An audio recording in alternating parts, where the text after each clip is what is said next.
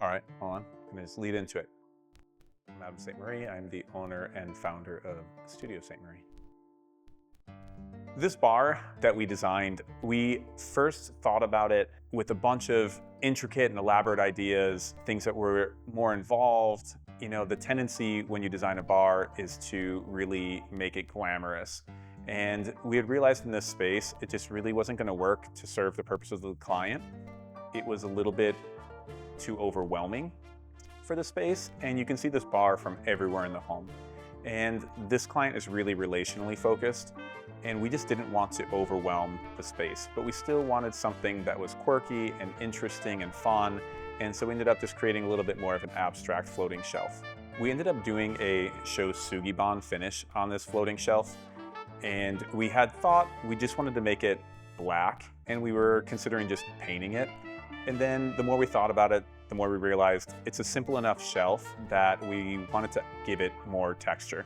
And the thing with Shou Sugi Ban is when you burn it really deeply, it begins to crackle and the edges of the wood kind of have that like cracked ember look to them. And so from the outside, from far away, you don't really notice that. The closer you get to the shelf, the more you realize it has just a texture and a depth to it that kind of draws you in and is intriguing. With the Shou Sugi Ban finish, we wanted to make sure that the shelf was sealed.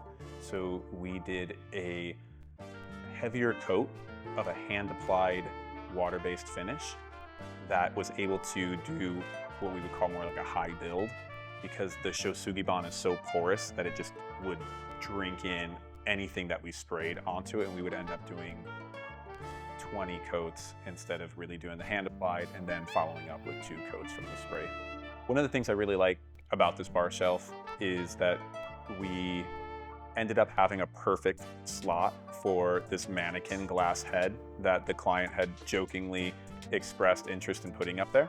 And we were able to do a really even distribution of the lighting behind the shelving, which was somewhat of a concern because to have any area of the shelf where the light looks like it's a dark spot would, to me, kind of ruin the overall appeal. Really having that uniformity of light dispersion behind the shelf, I think just really adds to the elegance of it.